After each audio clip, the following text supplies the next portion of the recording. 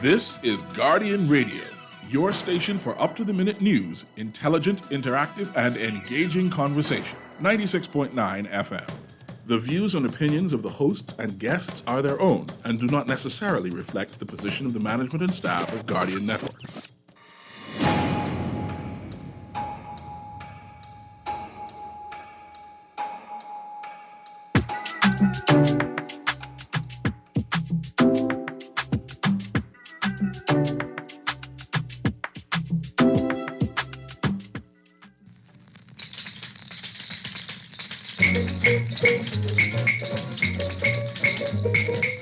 Oh me, oh my. Oh me, oh my. Oh me, oh my. Oh baby. Watermelon is spoiling all the wine. Jenna, she breaking a heart for me. Jenna breaking a heart for me. Jenna breaking a heart for me. Oh baby, watermelon is spoiling all the wine. Give me back my letter, Jenna. Give me back my letter, Jenna. Give me back my letter and my ring, oh baby.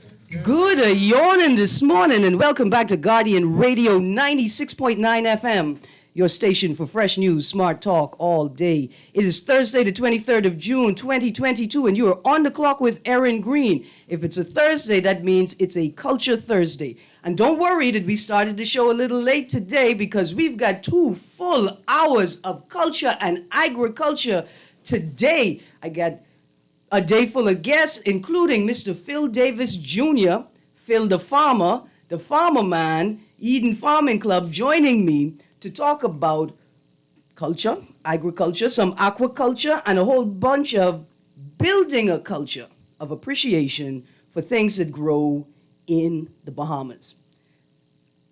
For the first segment of the show, we'll be joined by Mr. Troy Sampson, the general manager of BAIC. And for the second segment of the show, we will be joined by representatives from the Miss Bahamas Universe organization.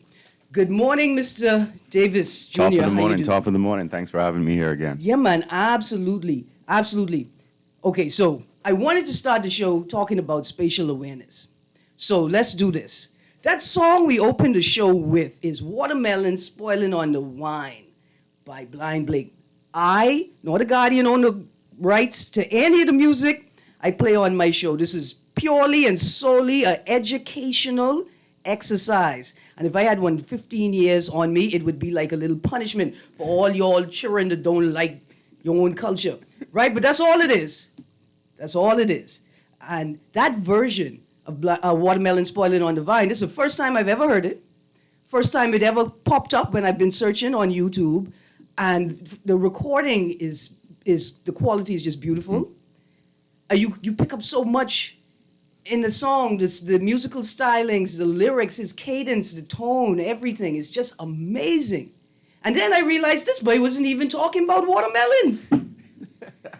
The love was spoiling on the wine. Miss, you wasting his time. Anyway, and that's the beauty of Bahamian music. Almost like the Bible. There are messages within messages within messages. But you have to be intimately tied to your culture. You got to understand where you come from to understand the fullness of the song. This time, you getting one meaning, your children getting one meaning, but there are 3, 4 other meanings in the song, like Elon Moxie, Confidential Thing. I still ain't 1,000, I am not confident what that song is about.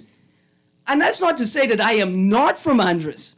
It's just to say that I only get bite once, bite twice, 3 times by crab when I was trying to catch them. Well, I guess it's how Dazzy was talking about parallel universes, eh? Mm-hmm. Different meanings for one particular thing. So yeah, man, absolutely. And imagine that these songs that we play, it had one meaning for my parents, another meaning for me. It gonna have another meaning for my nieces and nephews, and maybe even if I have a children, it gonna have another meaning for my children. And that is the beauty of culture, because culture belongs to all of us, right? It belongs to all of us, but we're not forced to connect to it in the same way. Which leads me to this little thing I want to talk about. I'm not going to take long this morning, about spatial awareness. My loves, and I say this, my loves, they are Bahamians. Spatial awareness is one of the most important skills, like soft skills, you ever going to have and use, but one of the most valuable things that you can teach your children or to help them learn.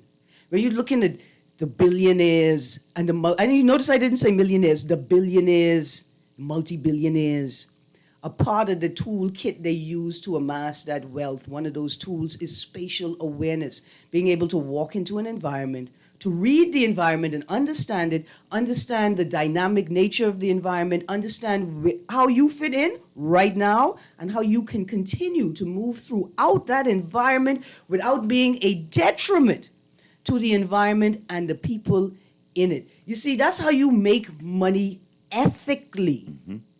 Right? The anti-capitalists like me are not saying you can't make money, but you have to make money ethically with a morality attached to it, right? And spatial awareness is very and very important. So to that handsome boy, listen, I was so happy to see you again driving that scooter 1522, that four-wheeler in that suit. Like, listen, whenever I looking for a man, first of all, your suit always press. You could afford dry cleaning, right? You ain't worried about splashing up on your cuffs in your four-wheeler. You know, it's tapered professionally. You look like you go to the gym. You're handsome. But how you get so reckless, buddy? How you get so reckless? This is the second time my angel stopped me from accidentally knocking you off that bike. King man, please, please, practice spatial awareness. I had the misfortune of seeing that video. I asked about if anybody knew what happened on PIA. I had the misfortune of seeing that video, not as unfortunate as the circumstances involved. Complete and total lack of spatial awareness. And to imagine that same evening, I was walking through my neighborhood, delivering some mangoes to the poor and needy. No, I was delivering some mangoes to my neighbor who loved mangoes in the dark because she loved them. And this car, almost knocked me over. And I had a nice bottle of water that was reflecting light in my hand. My phone was on and flashing at the car, and the person still almost knocked me down. Mm-hmm. A complete and utter lack of spatial awareness. Now, these things are important. Now, I got some agriculture people in today, and spatial awareness is key. Fundamental. Absolutely key. Like when you could go straight into a yard or a client's place and be able, like you say, identify where things can grow, where they cannot grow, where the water will saturate, where the water will drain out, where there's sufficient sunlight. Spatial awareness for plants is absolutely key for you to grow. Absolutely. And then when you could walk into a yard and you could get a sense of, look here, I already know where these people hang out, where they spend most of their time. I know the routes that they take most often through the yard. I imagine that this is the route that you take when you go into your shed or you're watering. This is when you're going to take out the garbage, right? These are things like that soft skill. You want to be a police officer. You want to be an investigator. You want to be an interrogator. These are the soft skills. These are the things that you need to excel if you want to be a successful politician. And I don't just mean make money and have longevity in politics. I mean a successful politician that affects change. You need spatial awareness under your belt. But more importantly, if you want to work in the tourism industry in the Bahamas, you need spatial awareness, because the boy them that be making the most money are the ones who have practiced and polished their soft skills, critical thinking, mindfulness, spatial awareness, empathy. These are the people that are excelling in every single space in your country. Now watch this. I could be easy because I felt it. I felt it just now. Somebody say, man, Erin, when you privilege, when you don't got to worry about things like rent and feeding your children and insurance and school fees and gas and the tablet keep cracking and I need another tablet, then you could think about those things. I get it. We get it. Preach. We understand that, right? What you do in your very small spaces, right, like in your homes, you begin to teach spatial awareness to your kids and the people in your home.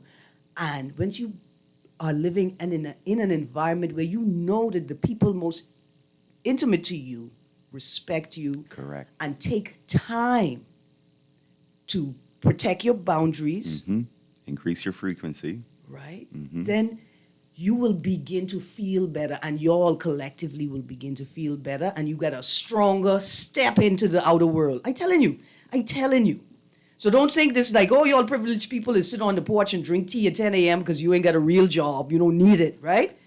Be understanding what's going on. And just before I go, I want to say this. I see the taxi drivers in the paper talking about things are so rough. Let's talk about spatial awareness for a moment. You are not going to get a lot of sympathy from Bahamians if it costs $50 now to get from the airport like halfway through town. We're even talking the eastern end of the island, right? But you're not going to get a lot of sympathy if, like this morning, you continue to run tours in peak traffic time at 5 to 0 miles an hour. Why are you touring Government House? Didn't we put out a memorandum that nobody is supposed to look at Government House until it fixes up? Don't mind we didn't paint it. We're talking about spatial awareness, right? How y'all didn't paint Government House for the Prince them? Isn't that the scam? Isn't that the scam? You pretty up the outside, you don't have to worry about the inside. How did we forget that, Bahamas? Spatial awareness. Anyway, last note, Suncash, spatial awareness. We need you all to sit down and think about how your customers are relating in the space that your business occupies. It's some troubleshooting. Y'all sit down and go through some things. You know, just do that. I love the idea. I love the service. I tried to use it. I was very excited. It almost worked. It go work. I'm very excited about it. Y'all just make it work. That's all. Text there, great show as usual, Miss Greene. I will never date another role again, and I most definitely ain't dating no woman from Cat Island. Well, that is fine, sir. First of all, the whole Cat Island contingency asked me to send you this note. We would like to thank you for taking the time to assess your own personal needs. Secondly, we thank you greatly for making us aware of your desire and your position. We are not upset at you, and now we know to stay away from you. No Cat Island bread for you. No Cat Island tart for you. No Cat Island crabs for you. No Cat Island crab and rice for you. No Cat Island pineapple. Y'all know there's grow pineapple in Cat Island. No pineapple for you. Sweet.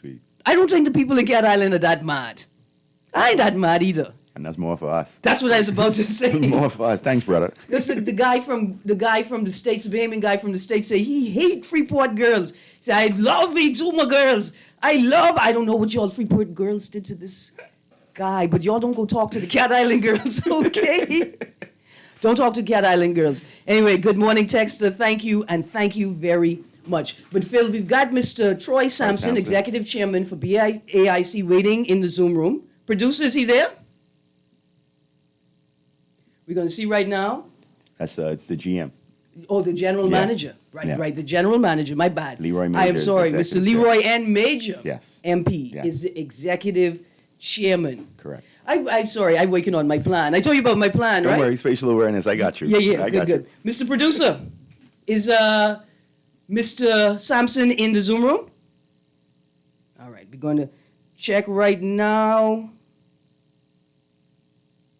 Yeah, Mr. Sampson is an awesome individual down at BAIC. He has a wealth of knowledge and stuff. So hopefully this conversation this morning, he'll be able to elaborate on everything that BAIC can do and will do for the general public. Right. And some of the things I want to talk about today, BAIC and the orange economy, right? People thought I was being foolish. They're like, man, Erin, okay, so you could make commercials for your product. You could make taglines, marketing. But beyond that, what is there?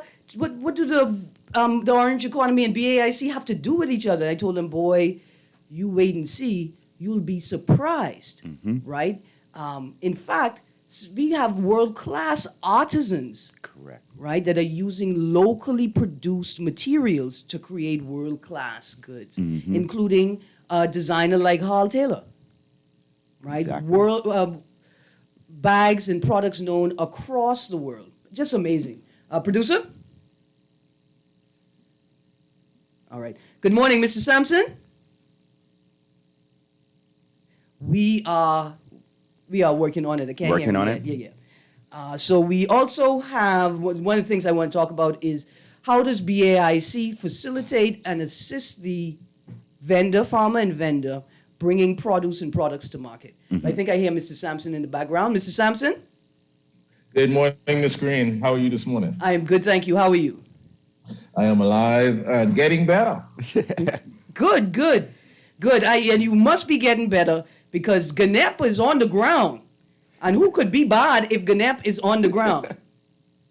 Absolutely. Yes, absolutely. So before well, let me tell you the list of things that I hope that we could talk about today. Like I said, BAIC in the orange economy, bringing produce and products to market, BAIC programs, classes, and opportunities that people can get involved in right now or plan to in the near future, the potential of an agriculture census in the country, the potential and the positives, and if we have time, the changing fruit seasons. People have noticed the fruit production is shifting, some earlier than normal, some later than normal, and the impact that could potentially have on producers and people who are trying to carve out a sustainable place in the market. Well, that is a full list, and hopefully we'll have enough time to engage on topics. Yeah. Really excited to be here. Good morning, Director Phil Davis. Morning, Good to be boss. here. Great. So let's start with the programs, classes, and other opportunities that people could involve themselves with, take advantage of, or prepare for in the near future. So the interesting thing about BAIC is we are considered the commercial arm of the Ministry of Agriculture, right? Okay. What do I mean by that? So anything to do with the movement, the sale, the distribution, the marketing of agricultural crop, livestock, processed items, all fall within the ambit of BAIC. Additionally, BAIC is also responsible for the lease of agricultural land. The Ministry of Agriculture also has its own portfolio of agricultural land, but BAIC has over 20-odd thousand acres of arable land that it also can lease for agriculture purposes, among other purposes as well. Now, Mr. Sampson, in addition to that, a quick question. Is any of that land on Mango Island? Mango Island. If you're referring to Andros, we have a very small landholding portfolio on Andros, but the preponderance of our agricultural land is on Abaco, where we have north of 19,000 acres, and on Eleuthera, where we have close to 3,000 acres of arable land. And then Andros, we have less than 10 acres, really, which is set out in an industrial park area. We have, however, in order to be able to facilitate more people getting into the agricultural sector, more growers, we've requested additional land. That's in flux right now. So hopefully the powers that be will see the benefit of making more land available to BAIC to distribute to those people that want to get into agriculture. Right, absolutely. Growing, definitely. I would limit the nature of the processing and have primary processing in Andros, and then take secondary and maybe tertiary processing to another facility just for environmental concerns. So I'm not too scared about that only 10 acres for the sort of industrial space. But Abaco, with all of that land available, it seems like we may need to refocus and maybe with a 10-year training and education plan, building capacity for citrus cultivation again, and things Certainly. that grow in cold climes. So one of the things that the corporation is doing right now is a full assessment of what it is that the market is demanding, i.e. UI, Mr. Davis, and every other consumer out there that goes to a grocery store, that goes to a farmer's market, that goes to the produce exchange, etc., what are the crops that are most in demand by Bahamians on a day-to-day, week-to-week, month-to-month basis?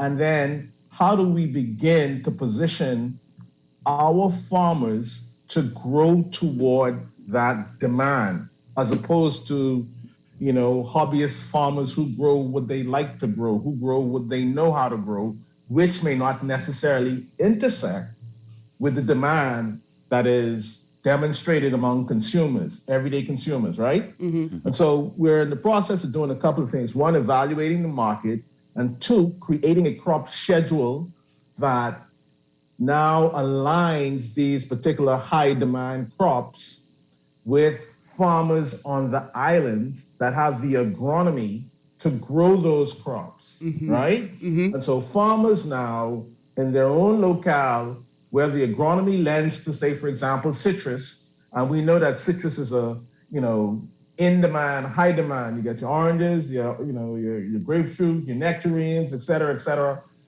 to now put them on a schedule and a staggered schedule to grow towards that demand. And this is something that we're attempting to now have implemented. We're in the final phases of the completion of the crop schedule to have a national implementation that rationalizes the growth of these commodities. And why is that important, Ms. Greene? Because when you talk about the big wholesalers, the big buyers, they don't buy for their stores a week ahead of time, a month ahead of time. Yep. Mm-hmm. They buy 6 months, 3 months, 4 months ahead of time. And so the extent to which they know that the farmers 6 months from now have X, Y, and Z in production, they can buy ahead of time, or they can put their orders in rather ahead of time. What does that do on the farm side? It guarantees to that farmer, if he grows the crop at the quality and at the quantity that the wholesaler is demanding, well, then he has his whole crop sold before it comes out of the ground fully. Mm-hmm. And so it's a symbiotic relationship where we can begin now incrementally to reduce the amount of food items that we import into this country. Correct. And it's all a part of the overarching plan to increase food security, food sovereignty, and food sustainability. And to the extent that we become less and less reliant on our neighbors to the north, south, east, and west, the more secure in a food nutrition way we become as a nation. Correct. And GM, to take it a little bit further, we also at BAIC, we help them a step further, not just selling the raw material, correct? We'll help them out with their marketing plan. We'll help them out with the packaging, possibly barcodes on them so it'll be easier sold in the stores or ready to be sold in the stores. Is this something that we are in line with at BAIC? 100%. And so because BAIC has responsibility for the network of packing houses through the Family Islands that are in production, when a farmer grows his crops, BAIC by policy is mandated through the packing house network on an annual basis to purchase upwards of $9,000 worth of crops from a farmer, from each individual farmer. Mm-hmm. Now, that $9,000 is under consideration, perhaps to be increased by multiples or perhaps even to be eliminated. That's not a finalized position. But in terms of how is it that we begin to stimulate the ag sector? How do we stimulate our farmers to grow more substantively, to move from a subsistence farmer or a smallholder farmer to a small commercial farmer, to a medium-sized commercial farmer? Well, then we have to begin to open up this incentive towards them growing. However, we have to do it in a way that is rational, because ultimately we need farmers to be growing crops that can be ventilated into the market, rather than, farmers growing things that they like to grow, but there is no interest for uptake in the market. Mm-hmm. Then the produce exchange gets up with it, and then we have ourselves a big controversy of fruit sitting in the produce exchange rotting because we can't get it sold because there is no demand. So there's a number of things that have to work together. in a coordinated fashion in order to make this this approach to sustainability, security, and sovereignty work. All right. So, are there grants or opportunities available, or is BAIC looking for partners to quote help grow the culture of appreciation for local produce and local value added products? So when I think about BAIC and the orange economy, right, I don't just think about the world-class artisanal products that Bahamians are producing. I also think about this space in which we have to be constantly growing and promulgating, right, perpetuating the culture of appreciation for local agriculture and these products, and then the more specific work of growing a culture of appreciation for new products and new ideas With the artisans. in the market.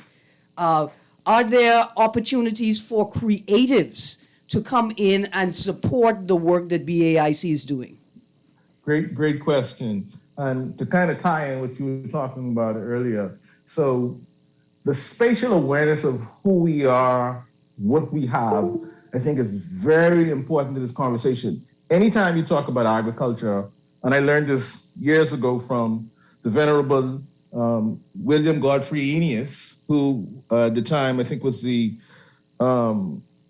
ambassador to FAO. He talked about, when you mention agriculture, you talk about two things. You talk about agri and culture, right? And every day we all intersect with agriculture, and not through the things we consume, through our mouths, but also for most of us, the things that we wear on our body, whether it's our clothing or our shoes or our belts. This is all a part of agriculture as well. How does that tie into the orange economy? So when you talk about the creative arts, you talk about music, you talk about handicraft, you talk about visual arts, you talk about spoken word, etc.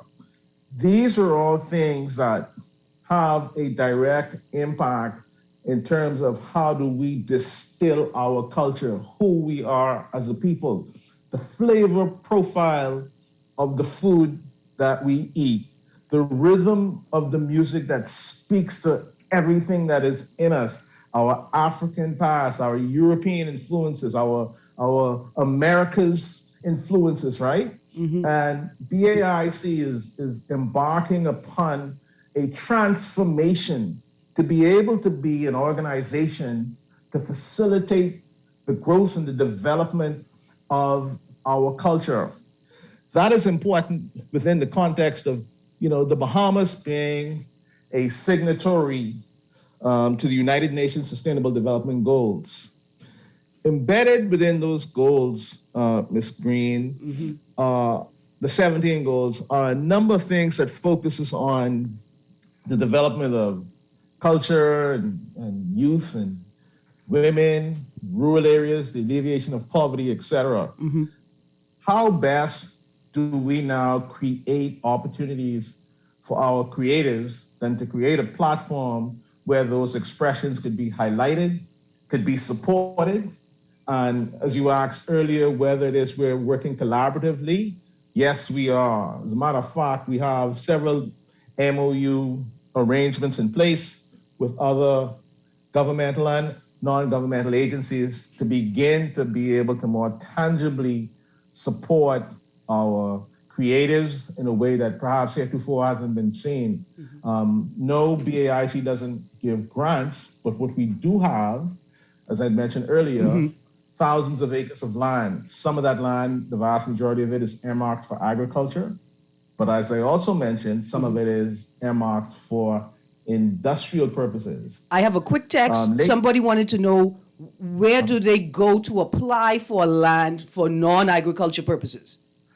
BAIC.gov.bs. Our website has a forms page. On that forms page, you're able to fill in your application online. Doesn't require you to, spend that $6.98 gas to drive to us. You can do it right from the comfort of your home or your office or from your phone, and you will get a response in due course. Now, GM, the BAIC, we don't offer the grants, but we have partners that offer the grants with their business plans that generated from us, correct? Indeed. So, back to the point of the question you were asking as well, Ms. Greene. So, for example, one of the MOU relationships we have is with the Bahamas Development Bank, as well as the Small Business Development Center. Okay. BAIC can assist budding entrepreneurs with the preparation of business plans. Those business plans are accepted at both the Small Business Development Center as well as the Bahamas Development Bank. And of course, the entrepreneur has to go in and defend their plan. But certainly where a plan is deemed to be credible and the individual behind the plan is as well, there can be the type of success that is necessary to get an enterprise started. Listen, look at how I'm going to have to come in and partner with somebody, because I don't know if you all are aware of this yet, but I am officially going to occupy Mango Island. My name, before I went to QC, my name was Erin Greene Mango, and they cut off the mango part because my daddy, he's a decent man. Anyway, the point is, if I don't start my mango festival project with 12 months of mango planting varieties of trees that will produce every month, I may just take a whole dray load of Andres hog to that island and plant almond and more mango trees, and then I can be raising some almond pig, mango fed pork, because when the Italians send it, or the Spaniards send it over to the States, the leg of pork sell for like $900 a piece. I just saying, maybe me and the Ministry of National Security could partner to go occupy that island. But I'm thinking about, projects at that scale, right? And is BA, has anybody ever put through an idea like that, right? Like, I want to go to Mango Island right now. I want to turn it into a fruit farm and food forest and make camping available, but you have to do it in a safe way because you don't want to contaminate the environment you're relying on. Looking at agritourism. Yes, sir. Yes. Anyway, sir, I got very, very excited there. I got far too excited. So here's a question for you. When was the last agriculture census? And how I could find out what fruit trees other people them have in their yard? Right. So that would fall really under the remit of the Department of Agriculture. Okay, I got you. And don't hold me to this, but I believe that was some within the last maybe 7 to 10 years, if I am properly advised. I could be wrong there, but that is the information that I have. So it wouldn't be something that would fall within the remit of BAIC, is the point I'm making. Right. But getting back to the point you were making about Mango Island and you being Erin Greene Mango. Yeah. I guess you're Erin ripe mango at this point, eh? But, Well, I guess I could go get my Bengay after the show. Yes, sir. Indeed. But the point I'm making is that, the idea that you're espousing in terms of, growing a particular crop on a particular island ties right back to that crop schedule that I mentioned early. And how do we begin to take back the loss of production? We used to be, years ago, self-sufficient in a number of crops. In the 80s, we were self-sufficient in certain crops. Yep. Yeah. And, certain things happened, certain decisions were made that led to the reversal of that, where it was thought perhaps that it was cheaper to just import.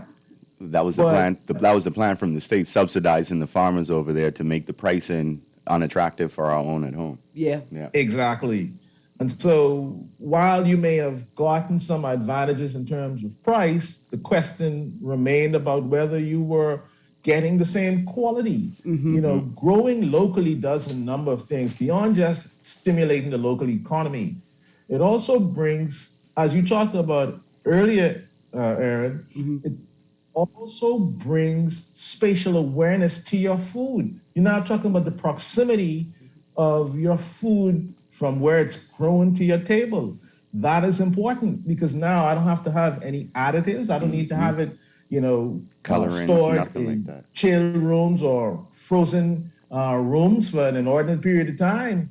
And, scientifically, it is a proven fact that, so for example, poultry, which is a big consumer item in this country, poultry frozen for longer than 12 months, with the exception of turkey, but poultry frozen for longer than 12 months is said to have negligible nutritional value.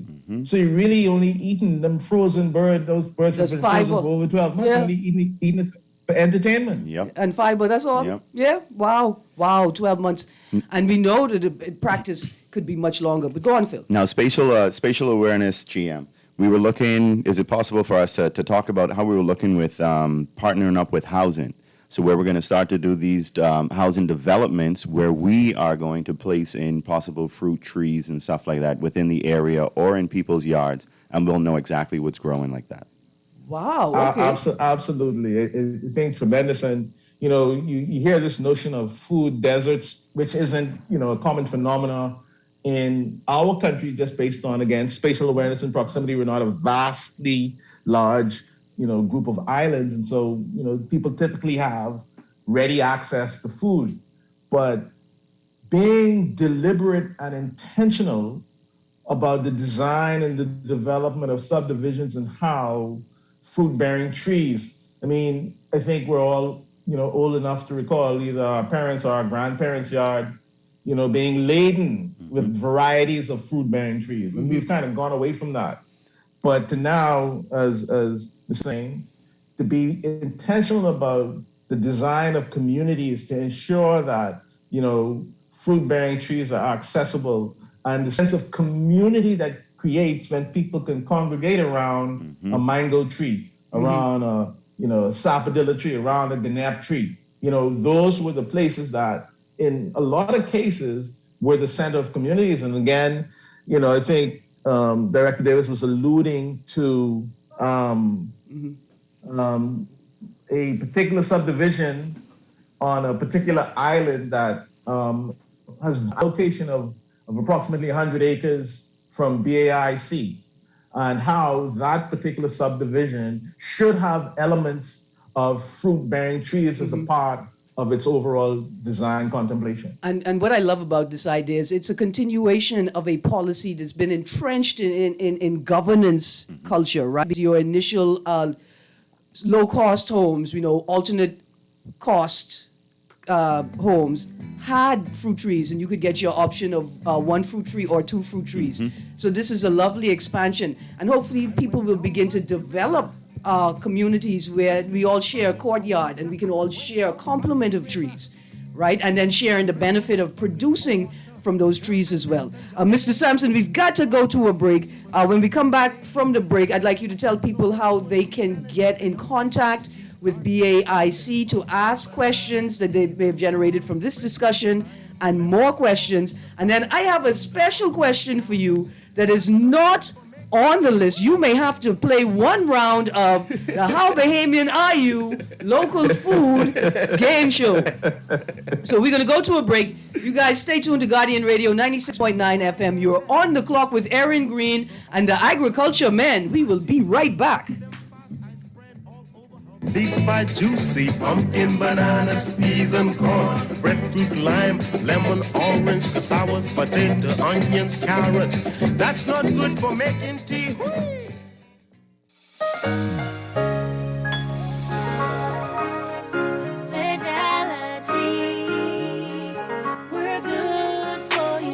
I used to think of the bank as my personal ATM machine. If I wanted a new car, new furniture, a weekend trip to Miami, no problem, just max out the credit card or top up my loan.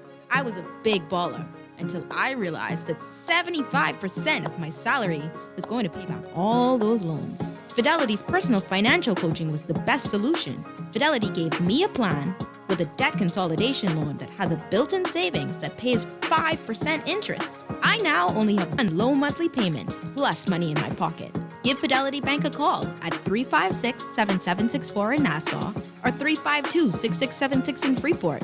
Visit any of Fidelity's locations or visit a website at fidelitygroup.com.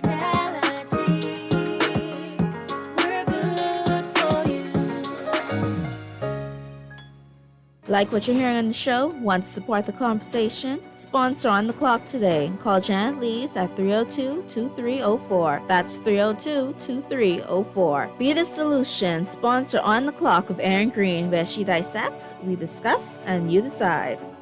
The new Guardian Radio app is here. Listen live to all our Guardian Radio shows and live video stream select programs in our studio. Get information about Guardian Radio shows and our hosts. Send messages, including text, email, and even call. All from our amazing new Guardian Radio app. Download it free today in your App Store for your Apple device or Play Store for your Android device. The all-new and improved Guardian Radio app. This is Guardian Radio 96.9 FM. Fresh news, smart talk, all day.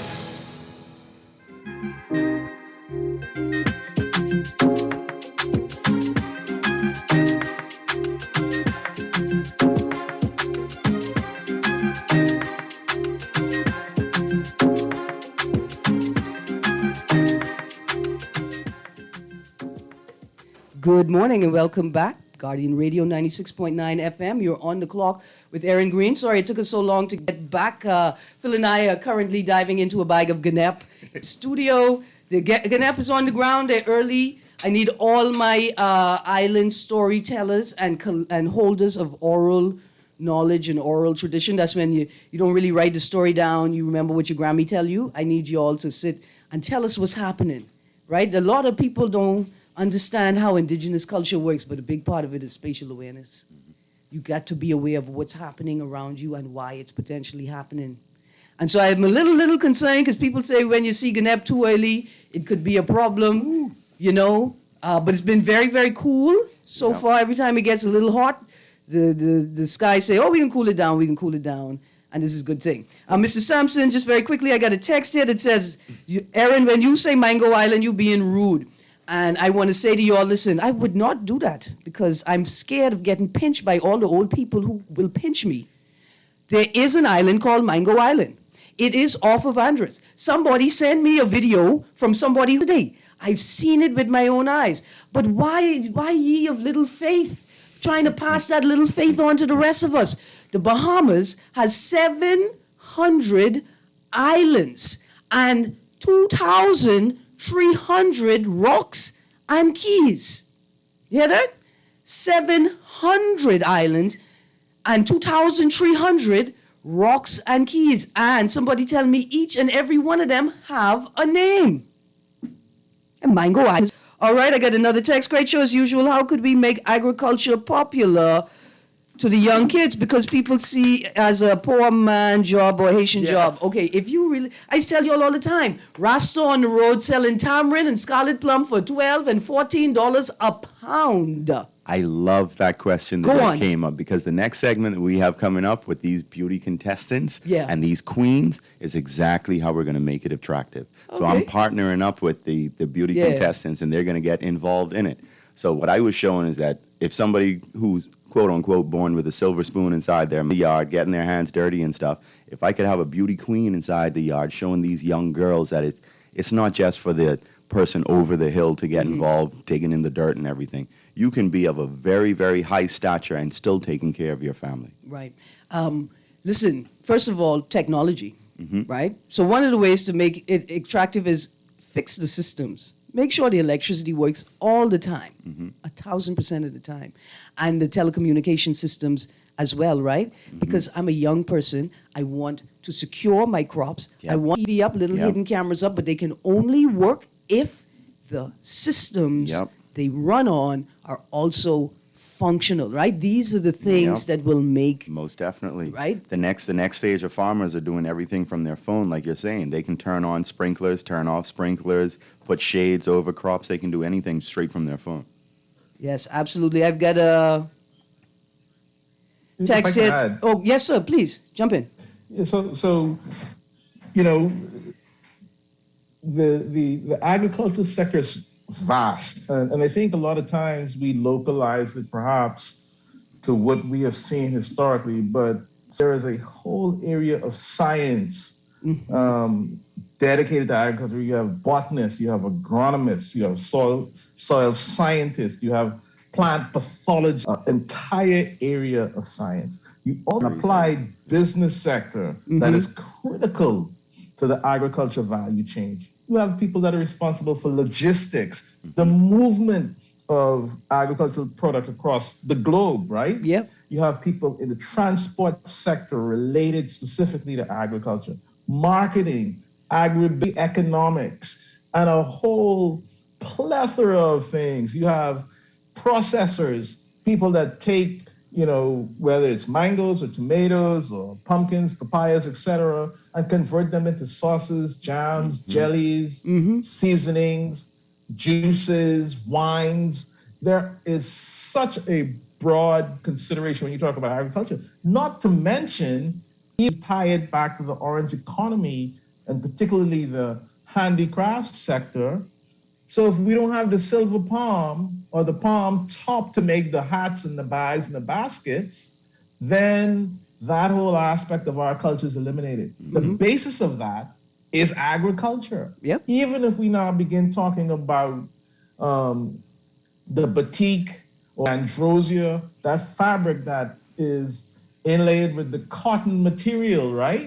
That cotton begins with agriculture. Absolutely. So it is very difficult to dismiss or to limit agriculture as a pickaxe, a big broad hat, and a whole lot of hot sun. It is way beyond that. Right. And if you look at, say, for example, what, you've got Eden Farms, Carlos Palacios and young Lincoln Deal and Dr. Salima, Campbell. Harbor. And her group. Yeah.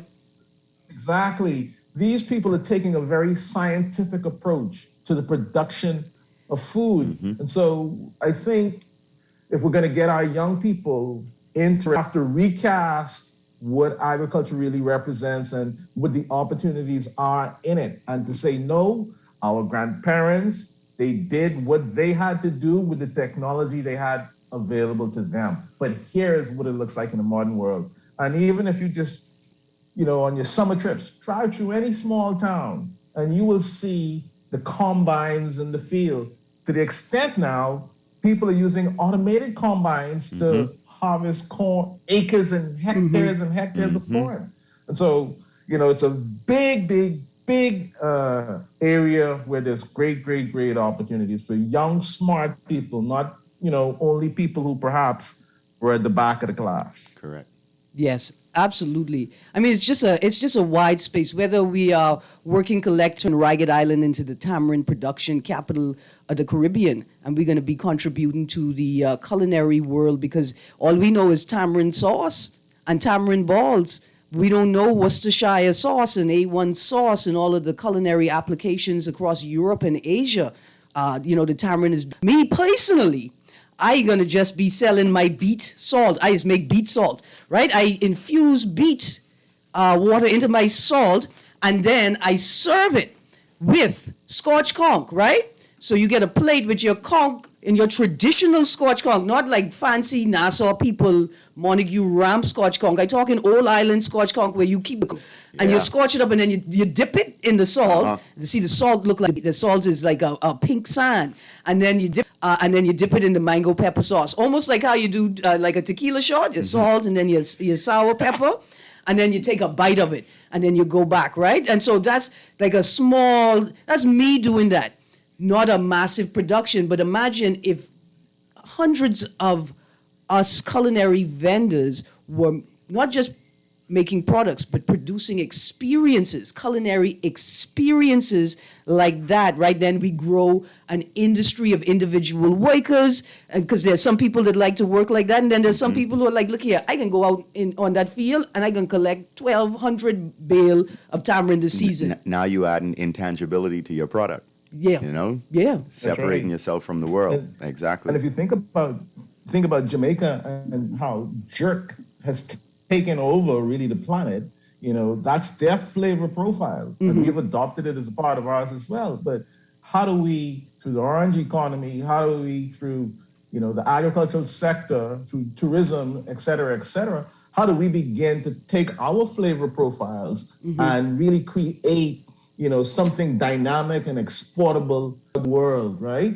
And it is really, how do we distill who we are as a people, as Bahamians, whatever that means contextually, right? Yes. How do we distill that into our music, into our food, into our speech, our language, etc., and create brands that we as a people can be proud of, and it's not customized to suit anybody else's taste except ours, and yet has broad appeal enough to be exportable.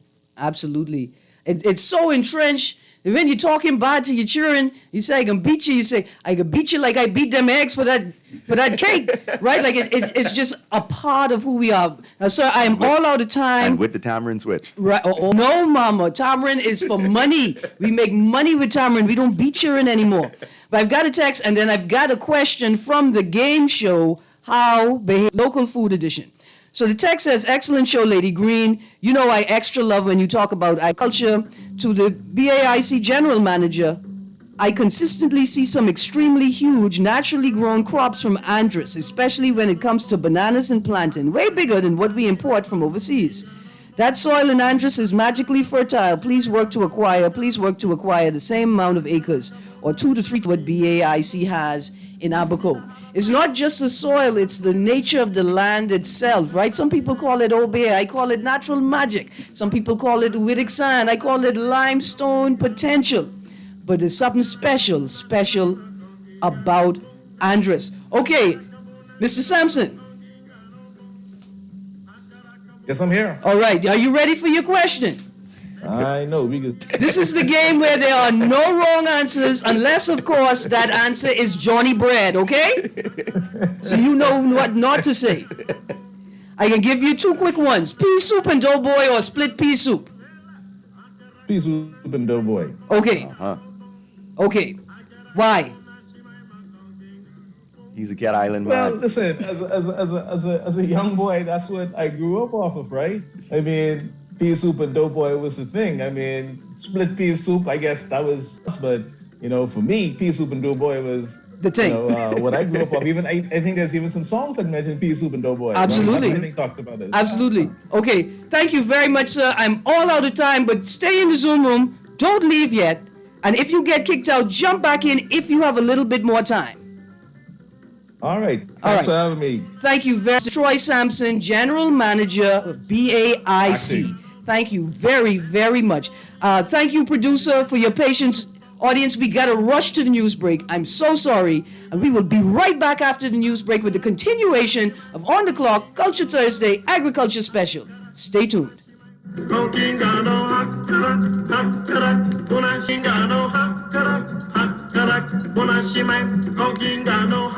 This is Guardian Radio 96.9 FM, Nassau, Bahamas.